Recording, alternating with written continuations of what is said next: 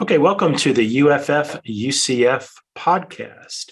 In this episode, we're going to be speaking about the 1968 Florida teacher strike, which I personally think is a really important strike in the history of labor in Florida.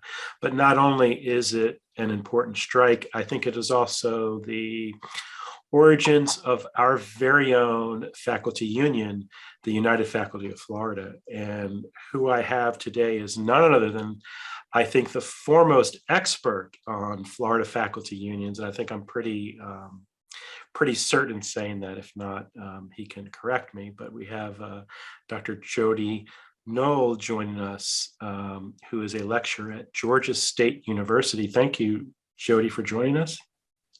Thank you very much for having me. I'm excited to talk about this. So can you introduce yourself a little? You come from a long line of labor.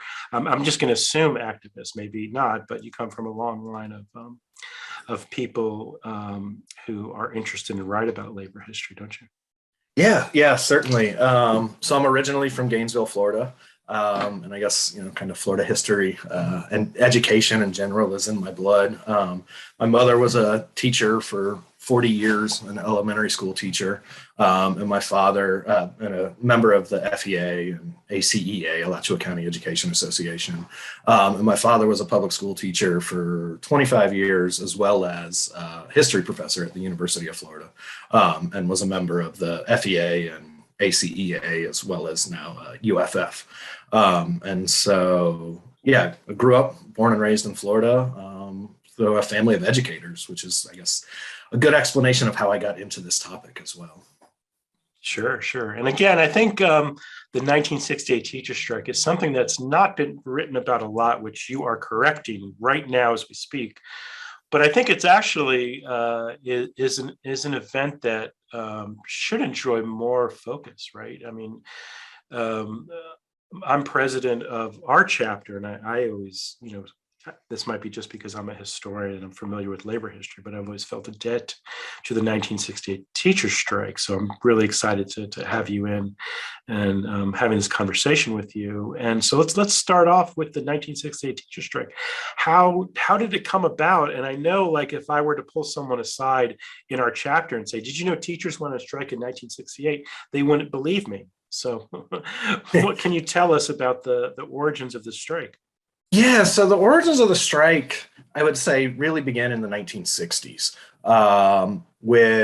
There's a couple of different dynamics that are occurring. The first one is that Florida's witnessing a monumental population boom. And so schools are becoming overcrowded. They don't have the infrastructure to deal with the sheer number of new students who are coming into the state from these transplants, who are moving in from the Midwest and the North and other places like that.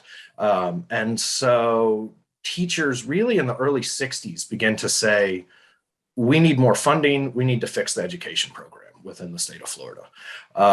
And then on that kind of same note, politicians were beginning to pay attention to it as well, to education as well, because what was happening was they wanted to recruit these kind of young working population, young people who highly educated, a lot of times engineers, to come down from the Space Coast and other places like that.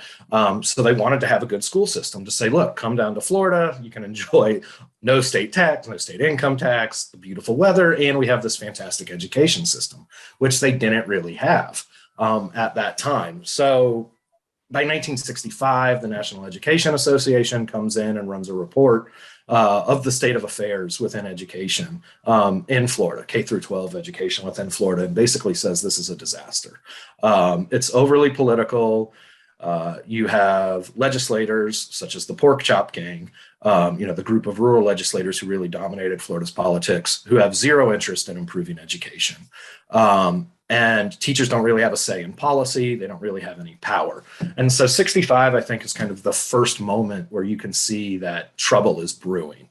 And that's with that NEA report. And then you have the 1966 governor election, which led to the election of Claude Kirk, the first Republican governor to be elected in Florida since Reconstruction.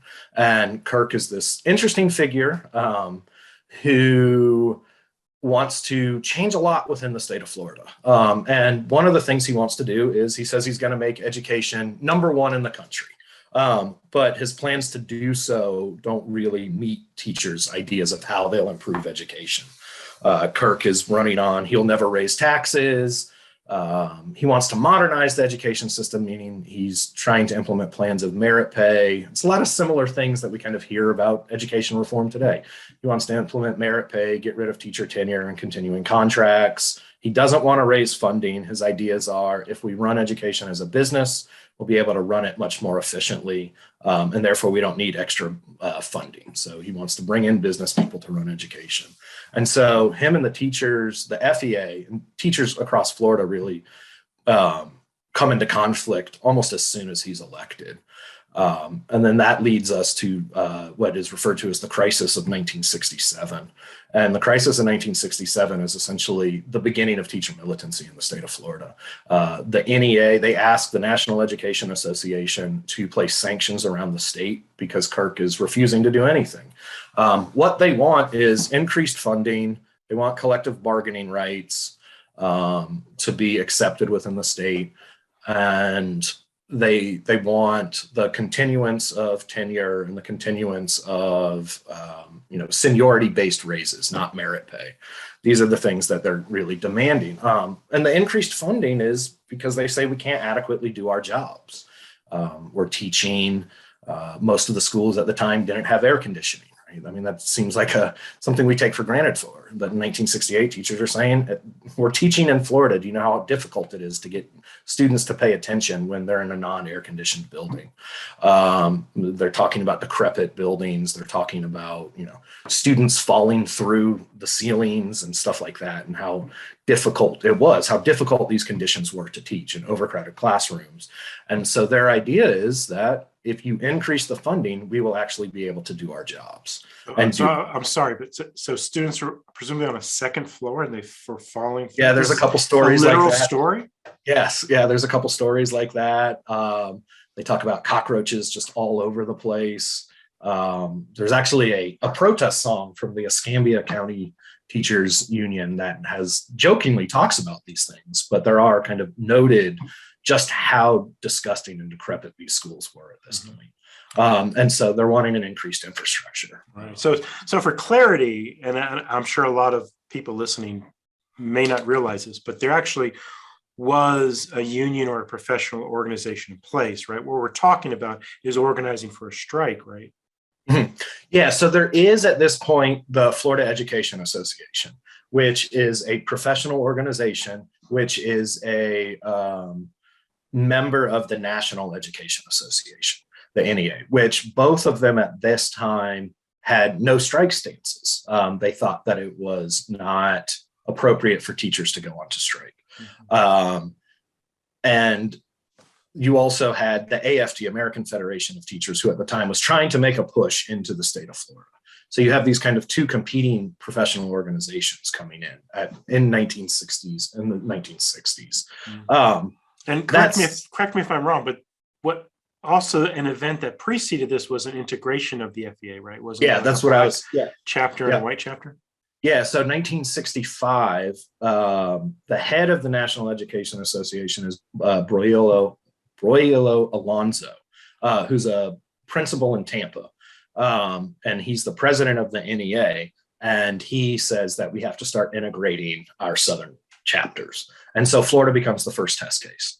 And they integrate in 65, kind of bleeds into 66 with the Florida FSTA, Florida State Teachers Association, which is the Black teacher professional organization, and the Florida Education Association integrate and merge by that point. So now Florida is in 65 and 66 is the first state in the South to have an integrated teachers union, which is seen as this kind of really important moment in teacher unionism in general, because the FE or the NEA recognizes that in order for us to gain more power, we have to represent all the teachers, and we need more people.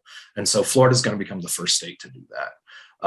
And in doing so, I think they create a much more, and it's certainly right, there's issues going on with it. right? It's not this kind of purely rosy picture of integration. There are kind of conflicts going on between it, between, Black teachers and white teachers and the organization and the structure and how all of these things are going to happen. But the bottom line is it does succeed. And it does become the first integrated teachers union in the South. And that is a fundamentally important aspect of this kind of growing sense of militancy within the state. Because So- you have. So, I'm sorry to interrupt, but You're good. when you're describing militancy, are you suggesting that the ideas and persuasive moment of the civil rights movement bled into this teacher militancy? Oh, I certainly think so. Right. I mean, this is the 1960s. And it's not just civil rights, right? You have anti-war protests going on, students' rights movements, and the beginnings of second wave feminism and all of these different things that are happening. And teachers at this time are also becoming younger. You're starting to see a younger group of teachers entering the workforce who are heavily influenced. They're on college campuses. They're influenced by all of this. And in some of the oral histories that I've done, as well as oral histories that I've seen in some other dissertations, Black teachers especially talk about how they were influenced by the civil rights movement, and that led them to kind of, naturally towards more forms of teacher militancy. So I think that there's certainly these direct connections between the social movements of the 1960s. So what's the spark for the strike then? The spark is, so it's all of those factors, but it's really Claude Kirk. He holds a special legislative session to improve education in January 1968. And in that session, there's a proposal to increase school funding. There's a proposal to maintain teacher tenure and continuing contracts, right, which is just similar to tenure, as well as kind of seniority-based raises. There's a proposal for that. It doesn't actually go enough. So the FEA is mad about this proposal, and Kirk automatically says there's no way he's going to sign this, that he's not going to sign anything into law that would increase taxes. And so with Kirk's threat of the veto, as well as the legislature at this point using the funding, increasing taxes and funding in the name of education, but only committing, I think they were going to raise it 300 million, and they only committed 100 million towards education itself, but all of it was in the name. Teachers said, we don't have a choice. We have to go on strike. But there's also an important, I think, kind of semantics.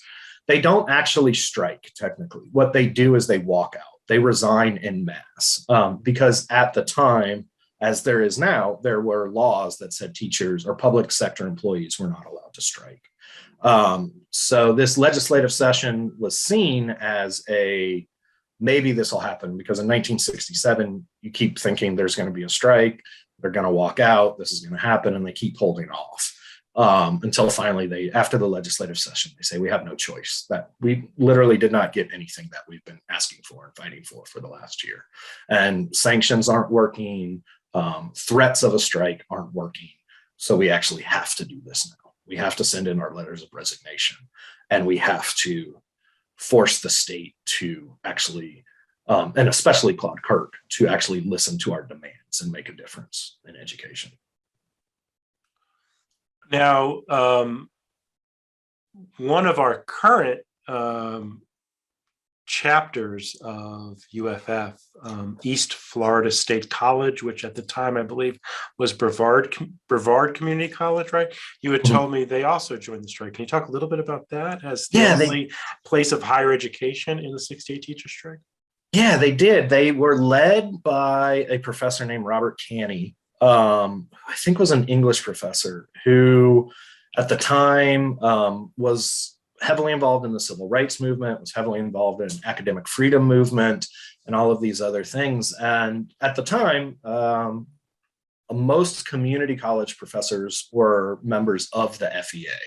And so they decided to have a solidarity strike where they went on strike. They refused to teach their classes.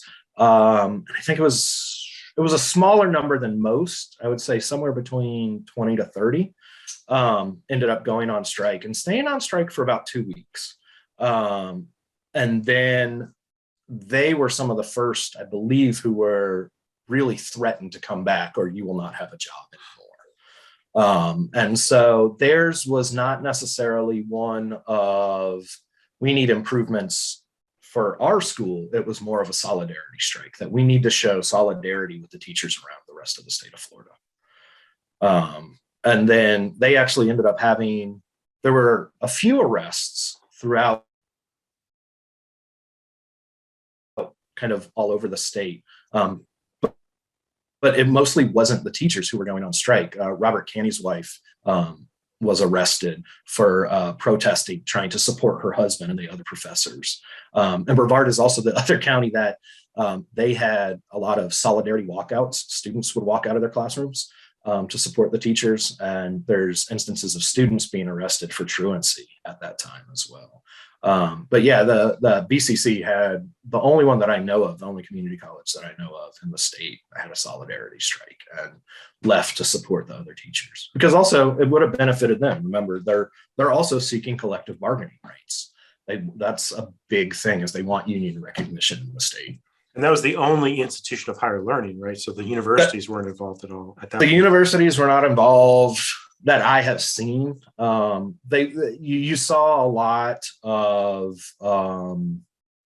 faculty support from places such as the University of Florida and Florida State University, where faculty members are writing letters to the governor saying, that the teachers are right and we need to be supporting them. That's actually where I got the title of my dissertation, We Are Not Hired Help, and maybe of my book. It's from a University of Florida professor who's writing to Governor Kirk saying teachers in Florida are fed up. And what they're saying is they are not hired help, or we are not hired help. We are highly educated, trained individuals. We're skilled workers. We're not hired help. And so that kind of becomes a rallying cry for a lot of the teachers as well. That we are not hired help. I think what they're trying to show society at the time is also that teachers should be considered on the same level as doctors and engineers and the people that they're training, because society really kind of looked at them and in many ways still does, as we can kind of see what's happening right now, as glorified babysitters and not skilled professionals who have trained for these positions. And so one of the things you impressed upon me was, I guess, and I'm assuming you can correct me if I'm wrong, but one of the successes of this strike was embedding the right to collective bargaining in the Florida Constitution of 1968. Can you talk a little bit about that? Because I think that explains where our current union, United Faculty of Florida, comes from. It sort of necessitates the formation of that organization once collective bargaining becomes a right enshrined in the Constitution. Yeah, at the time of the strike, after it ends, it begins in February, and it ends around February 17th, and it ends, mid-March. March 3rd is the official end, but teachers are going on strike. It's seen as a loss, and I think that's how the historical narrative has looked at the strike. But if we kind of peel back the layers, we can see that in the summer of 1968, as the legislature is rewriting the state constitution, they add a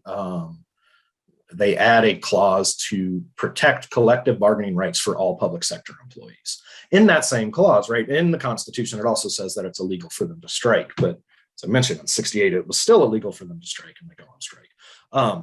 This is a fundamentally massive victory for educators in the state of Florida. And I would argue around the country. Florida is the first state to enact right to work laws. And it's a heavily anti-union state. And Kirk is heavily anti-union. He is basically running his governorship trying to keep unions completely out of the state. So the fact that they were able to gain this, it leads the way. So it's put in the state constitution in 1968. The Constitution is ratified, and then it doesn't immediately happen. because there begins to be court cases. The FEA and NEA sue over the no strike clause. Other groups are suing, saying that they shouldn't be allowed to have collective bargaining rights. And it ends up going to the courts, and the courts uphold it and say this is what needs to happen. And they develop a much stronger structure, right? Because all the Constitution says is public sector employees have the right to collectively bargain, but there's no kind of language of what this would actually look like. But yeah, you don't have UFF without collective bargaining rights, I would argue, right? I think that this is a fundamentally important aspect of it. And I would say that it leads Florida kind of into the more modern age. And it paves the way. I can't remember the exact numbers, but around the country, there's only about 10 states in 1968 that had collective bargaining rights for all public sector employees. And now you're looking at around 37 to 40. So in the 70s, you see this kind of explosion of collective bargaining rights for public sector employees. And I think the Florida strike is fundamentally important to that. I don't see any other way that we can look at it other than a monumental victory for the teachers and the Education Association and public sector employees in general within the state of Florida. Well, Jody, thank you for joining me. This has been a great conversation. And as I understand, you currently have a book going through process. So I think when your book finally comes out, we should invite you back. Yeah, I would love that. When there's a point that listeners can actually purchase your book, they can yeah, that learn would be a little bit more about it. Yeah, that would be excellent. Thank you again, and we'll mark our calendars to invite you back here. Okay, excellent. Thank you very much for having me.